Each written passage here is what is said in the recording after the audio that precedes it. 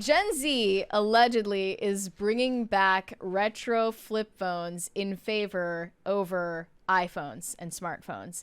I don't know if I totally believe this. Admittedly, I'm Gen Z and I do own a flip phone. I have a Motorola Razr from 2004, which is pink also. It's more so just like a collector's piece. Like it turns on and off. I have not activated it.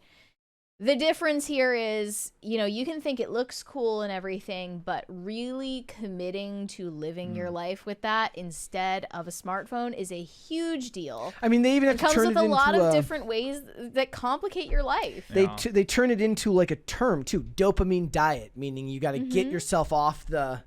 Like, I don't even think the Amish are on flip phone. I think they're back up on like iPhone 4s. So I don't know that. Yeah, or I don't know, like Blackberries at least. Yeah. Pager comeback would be tough. Yes. Bringing back pagers. Can you imagine? I would love that. I mean, doctors still have them, right?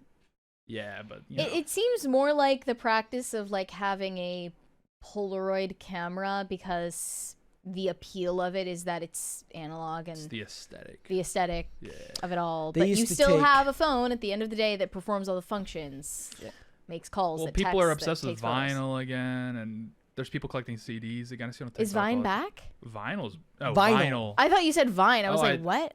I would be great. That would change my life for the worse, but it'd be great. But flip phones definitely. I mean, part of this is more. I feel like it's part of it's the technology, but also it's like people are overloaded with too much stimuli all the time. That's what it is. Yeah. So allegedly, the reason why Gen Z is giving up smartphones in favor of flip phones is because they're just so like overwhelmed and anxious, and there's too much information, there's too much feedback, there's too much communication, too many notifications. Like it's all weighing on their psyche to the point where they need to cut it off at the source and go back to a simpler time that I guess some of us have a firsthand experience in. I had a flip phone when I was in second grade. I mean, this is a conversation that me and Olivia have. Like, we'll be driving. She'll be like, "How's the internet?" Meaning, like, you're, you know, like we try to cut back on the phone time because how's the internet? Me, I'm worse than her. I definitely spend too much time on my phone, and she will be like, she's like, let's if we're gonna eat dinner, put the phones down.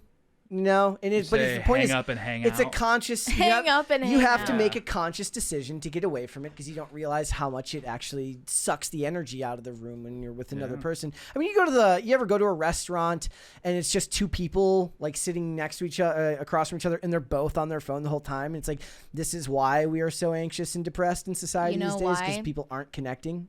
It's not the phones. It's the fact that they're sitting across from each other. Well, you're assuming next to they're in a relationship. They could just be, you know, friends. They're just friends who sit on their phones. Mary believes that if you're in a relationship and you go to a restaurant, you should sit next to each other. No.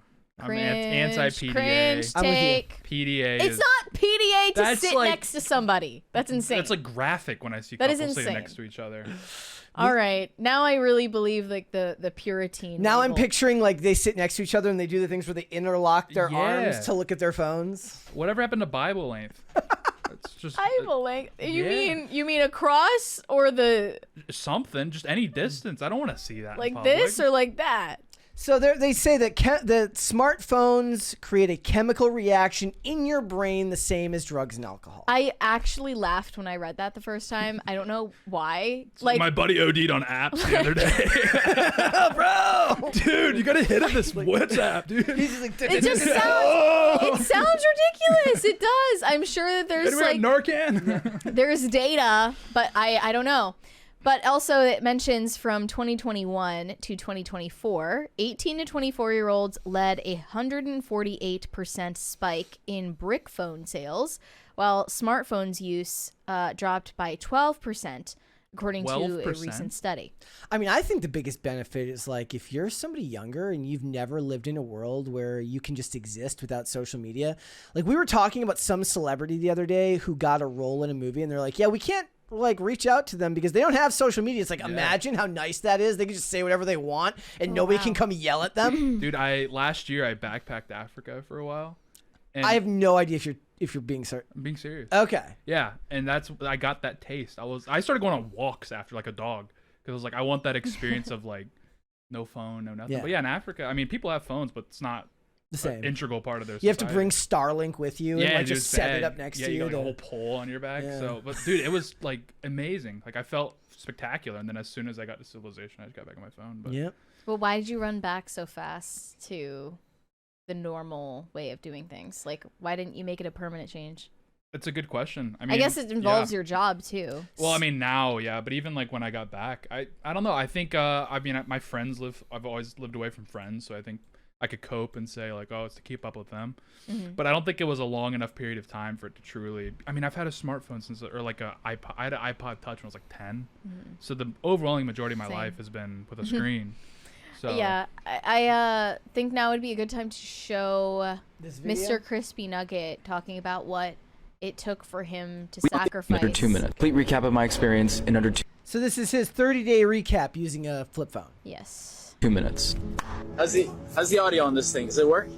Now, week 1 was incredibly tough. I couldn't use Google Maps to navigate to new places. I couldn't check my email on the go. I couldn't take good photos and videos. I also had to start carrying The all the worst artist you know is using that footage for like Yes. B-roll in their Yes. next project. It's like all skate videos used to have like 16mm footage as Yeah. like B-roll footage. The worst modern artist you know doesn't know what a 16mm and 8mm camera is. They're just like, I'm going to use this flip phone to get this shot.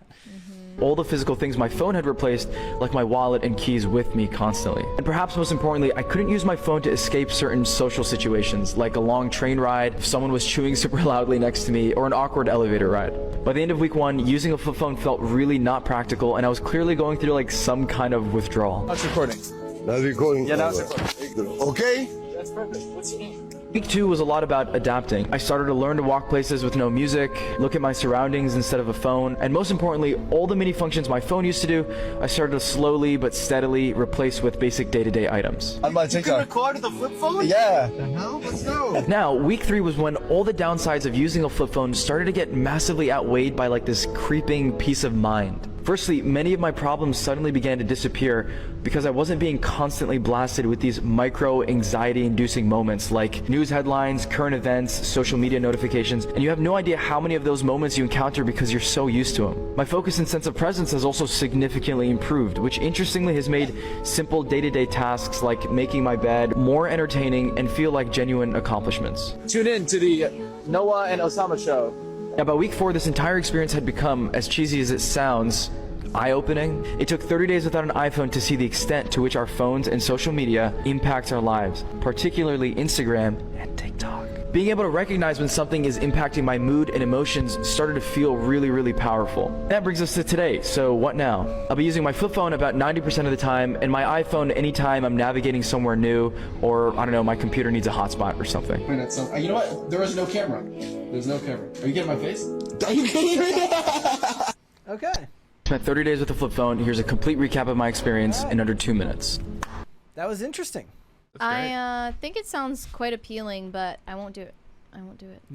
The Google Maps thing is legit. That's like, the joke as like Google, if Google wanted to like show their power over the government, just be like, just turn off Google Maps for a Yeah. day. If Google and iPhone were just like, nobody has Well, directions. I know there are dumb phones that are sold with maps, and you just have to like update it every once in a while so it's up to date, you know? They still sell the Garmin's at Best Buy, so you could just put a You GPS could do in that your too. car. I mean, I don't really trust those, but there are like dumb phones that have all the same, you know, cameras and making calls and also, whatever. like he could have listened to music. He just would have had to have an iPod, Right. Right. like That's legit. I made it like or a Zune. those are two things I made an effort with. Is the first is Google Maps, is I navigate everywhere like consciously, like I don't like using the maps. And the second is the music. When you stop listening to music nonstop, when you do listen to music again, it hits like crack. Like I listened to This Is Paramore this morning, and I was like about to cry. Yeah, I can't do that. I always have music. You were in- listening not to Paramore, but This Is Paramore. Yeah, Spotify. Yeah. Right. I wanted their best work. I don't want that garbage. I also wanted to shift gears and talk about this other headline that I saw this morning about young people converting to Catholicism en masse, driven by the pandemic, internet, and lax alternatives. Yep. So I know this is true statistically of young men. They are more likely to attend church on a weekly basis than young women. And there are a lot of reasons people argue this is the case. But churches are hemorrhaging young women faster than they are hemorrhaging young men. And you're more likely to see young men attending church at this point, whether it's Catholic or Protestant. Why do you think that is? I think there are a lot of different reasons, but there are so few places to find that kind of community now that it seems like the most common sense solution to actually find like-minded people. And I think that they are looking for authority figures because everything in secular culture just rejects all authority. And Like, what do you mean by that? well, like- that you're your own authority. Oh, okay. There is a that's higher the power. secular worldview, is that you are your higher power. Yeah, that it you gives you are a your framework authority. to operate in and make sense of the world. And Mhm. I think it's really appealing because young people are just in the wind right now. And there's a call to action in there too, Yeah. which is gonna resonate with young men, possibly more than young women. They do point out this one example at first, though, in the New York Post piece of Sydney Johnston saying she grew up in a non-denominational Christian household, but now the Upper West Side millennial is a devout Catholic, confirmed in December 2024. She's one of the growing number of young people turning to the Catholic Church from other denominations, religions, and even no faith at all. That is the highest growing group, though, in the census data, at least as last I checked. The people who identify as nothing, Yeah. like no affiliation whatsoever. Like Justin not Bieber's atheist. church. No. Oh, no. You're Nothing. saying, okay. There's Nothing. a non-religious. Okay. That's the fastest growing. So not Group. atheist, not... Not atheist, not agnostic, nothing. What if they just don't know what agnostic is and they're just like... I find that hard to imagine. Yeah. So they're just like, yeah, I don't acknowledge anything. They'll I always just say like, "I exist." believe in God, but I'm not really religious." That's that's the line I always get. From So people. spiritual, not people say religious. Yeah, that's the line I always hear from people. Is they're like, yeah, I believe in God, yeah, but I'm I not wonder religious." how much of it is like there's an aspect we've made the joke several times about people tweeting, or I'm sorry, like making videos about they're on this journey. They're on a journey of some sort. I wonder how much of it is just they find their self on a religious journey of sorts to find something that they believe in. I think a lot of times it starts on the internet, though. Yeah. I think that young people are getting exposed to religious communities via online communities, and sometimes that comes with a lot of drawbacks because they can be very hostile to people outside, but it also shows that they care. Yeah. And at least to young people, that matters. It rings true that these people at least care about what they believe enough to defend it, enough to know about it and practice it in real life.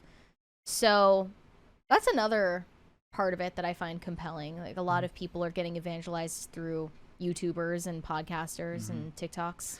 And it's just, we also live in a more decentralized culture where they're not getting a message about this from the mainstream. They're finding it elsewhere. And that can sometimes be powerful in and of itself, to not be getting that information from the people who are giving everybody else all of the information they're getting, whether it's regular news sites or mainstream influencers and stuff like that. Because I think everyone has that moment where you're lying in bed and you're like, I don't know what's going to happen if I don't wake up tomorrow. And I think the church is the only place that provides a answer. Whether it's true or not, it's up to you to decide. But I believe it is. And, I think we tend to veer quite pessimistic on Gen Z on this show. So I thought, since we have a Zoomer defender with us in the studio today, it would be appropriate to point out some positives. They seem to at least be trying to just be human again, because that's like one of the biggest problems with having our identities online is like you're divorced from your own humanity.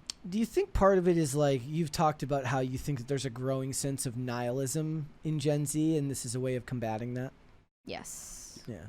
Yeah. I mean, especially like you might feel. I think there's like a feeling of powerlessness among Zoomers as well, and. Well, then you better hope that they turn It's- that over to God and not the government. That's why Zoomers treat everything with irony, because Yeah. it's not cool to care about anything Yes. anymore. Thanks for watching. Listen to full episodes of Pop Culture Crisis on Spotify. Keep up with us on social media and make sure you subscribe and ring that bell so you never miss the show. Bye, guys.